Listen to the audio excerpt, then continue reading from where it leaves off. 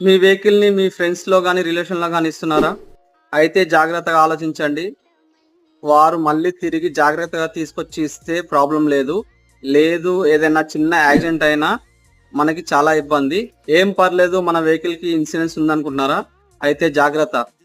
మీ vehicle insurance agent మీ దగ్గరికొచ్చి policy తీసుకునేటప్పుడు మీ ఎవరైతే ఓనర్ ఉన్నారో owner driving licence and driver ఉంటే డ్రైవింగ్ లైసెన్స్ మాత్రమే అక్కడ మెన్షన్ చేయాల్సి ఉంటుంది. అలాంటప్పుడు మీరు నడిపితేనే ఇన్సూరెన్స్ క్లెయిమ్ అవుతుంది. వేరే ఎవ్వరు నడిపినా ఇన్సూరెన్స్ క్లెయిమ్ కాదు. ఇంకొకటి ఏంటంటే మీ వెహికల్‌కి ఎంత డ్యామేజ్ అయిందో అవతల వెహికల్‌కి అంత డ్యామేజ్ అయినా మీరే భరించాలి. ఇన్ కేస్ ఆహ్, వెహికల్‌లో ఉన్న మనుషులకేమన్నా అయినా గూడా మీరే భరించాల్సొస్తుంది. ఇన్సూరెన్స్ ఎలాంటి క్లెయిమ్ చెయ్యదు.